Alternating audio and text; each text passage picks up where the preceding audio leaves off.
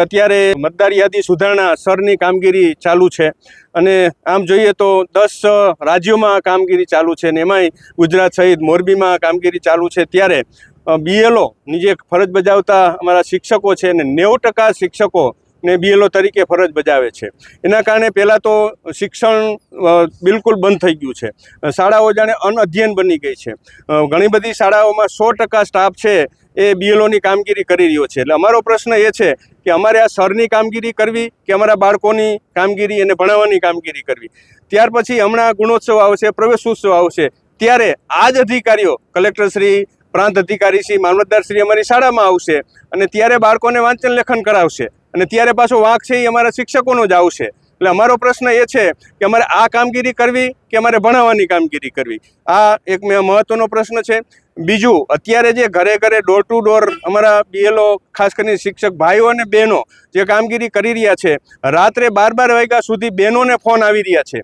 કારણ કે BLOના નંબર જે તે પર્ચી આપેલી છે, મતદાર પર્ચી, એમાં BLOના નંબર આપેલા છે। એટલે માર્ગદર્શન માટે રાત્રે 12 વાગ્યા સુધી બહેનોને પણ ફોન આવી રહ્યા છે। એટલે સતત ફોનનો મારો ચાલુ છે। કારણ કે જે 2002 પહેલાંની માહિતી માગી છે ઘણા બધા લોકો પાસે નથી।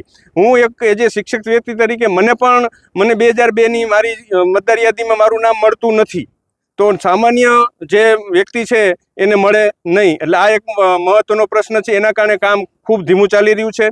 અને બીજું, જે આ ફોર્મ એકત્ર કર્યા પછી જે એને ઓનલાઈન કરવાની છે, અમારી તંત્ર સમક્ષ મોરબીના કલેક્ટરશ્રી ને હાથ જોડી અને ત્રીજું મસ્તક નમાવીને વિનંતી છે કે આ અમારા BLO કરી શકશે નહીં, કારણ કે એની તાલીમ પણ આપેલી નથી અને જો આ કરવા બેસે તો 6 મહિના સુધી અમારા બાળકોનું શું।